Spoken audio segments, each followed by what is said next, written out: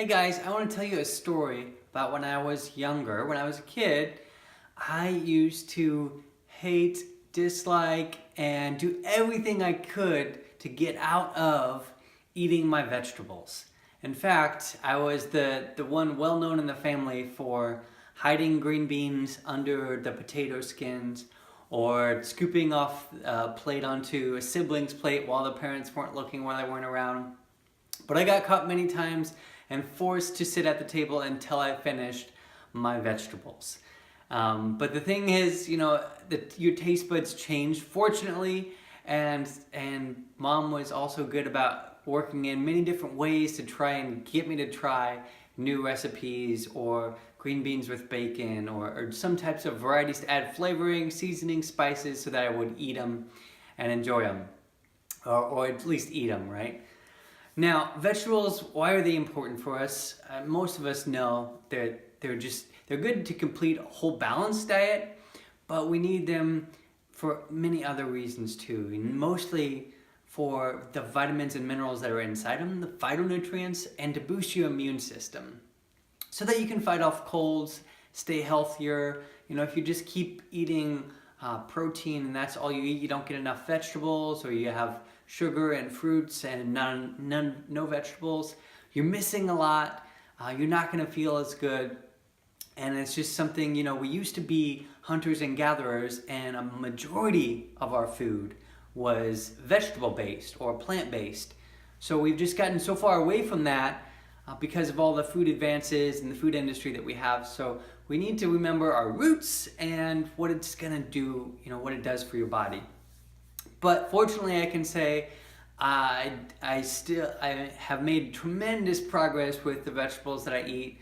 I can still say that I need to incorporate more, so it's still an area that I struggle with, not because of the taste of vegetables. I actually love the taste of them now. It's just making the right choice to include it in the lunch meal or a dinner meal and snacking on it throughout the day instead of snacking on so many other things, right? So I have a couple things that I'm just going to show you to help you get a little bit more vegetables in your day. And first, if we just think breakfast. So how can I eat, if this is an option for you, but you could add, say if you have an omelet in the morning, you could add some spinach, or if you don't like spinach, add some peppers and tomatoes and onions, or maybe some little garlic. Just do some of those things to your omelet that you really would get some full flavor out of and enjoy, and also just a simple, easy way to get them in. Right off the bat, instead of an egg omelet, you could do a green smoothie, and there's so many recipes online that you can have and that you can use. This week we'll be giving you some green recipes, green smoothie recipes that have some fruit in them and some vegetables in them, so they taste better that way. You can get more variety, they complement each other. That's what I'm trying to say. All right, so that's an option for early in the morning. Actually, you can have a green smoothie anytime in the day, but if you want to get in the habit of doing that every morning, it'll actually give you a big boost, and you'll tell that, hey, I'm really taking care of myself because everybody else in the family gets sick except for me, because you're having a green smoothie or just more vegetables in general in your diet. All right, so for lunch, obviously a simple choice is a salad. Not that you have to do it every single Monday through Saturday lunch or Monday through Sunday, but just pick a few days in there that you add in some of those greens, and on top of that, don't just make it an iceberg lettuce. Try and do spinach or romaine or kale salads, and then add other vegetables on top of it for crunch or for flavoring. Okay, we all know, oops, dropped the bag there. We all know you can get frozen vegetables in the grocery store for cheap, but the handy thing is, they warm up in the microwave really fast. You can put some real butter on top of them to kind of give them some flavor, especially peas. Peas were one of my least favorites. Peas and green beans I always tried to get away from, but now I love them. And they also come in really handy for either bloody noses, or if you got an sprained ankle or something like that, which I've done many times, so these come in real handy for that too.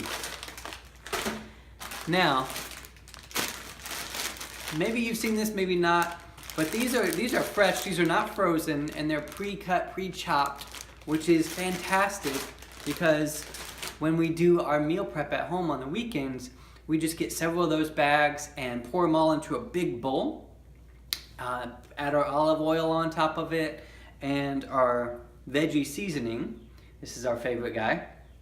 So if you want, after you stir that up, you could just put those in little sandwich baggies and snack on them with just the olive oil and this, because that tastes really, really good. But you can also bake them in the oven, which we usually do to combine with our meals, to put in our meal containers. So the handy thing about that is, since they're already pre-chopped for you, you're going to save half an hour to an hour of chop, chop, chop. And that's kind of the most monotonous job. Now, if you love cooking, then great. You can get the normal broccoli or cauliflower or carrots and chop it all up. But if you want to save some time, you do spend a little extra money on the pre-chop, but I think it's worth it if you want to get in the kitchen and get out of the kitchen. Saves a lot of time. Okay, so those are some good ways. You can include those for lunch or for dinner, either of those vegetables. And there's so many recipes and ways you can cook vegetables that make them taste fantastic. There's seasonings out there. Just try a few. Definitely this Magic Chef is my favorite, and it's amazing. I mean, it tastes magical. Now, if you're not getting enough vegetables, or if you don't like vegetables and you haven't been able to change your taste buds yet or change the way you think about them, you still need them. You really, really do.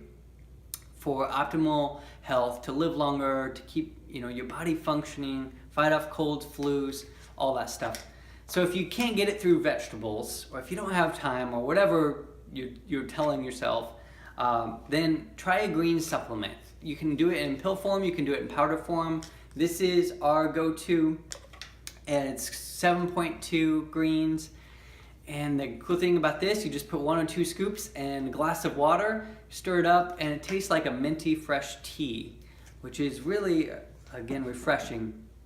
And it tastes good, so it's easy to get in the vegetables. I feel good if I know that I haven't had enough vegetables in the day, or it's been a couple days and I'm kind of thinking, man, you know what, I think about all the foods I had and places that I ate, and I just didn't eat a lot of vegetables, so I need a supplement, and that's a perfect way to get a quick supplement of the right stuff, the good stuff, the green stuff. Makes you strong, makes you grow.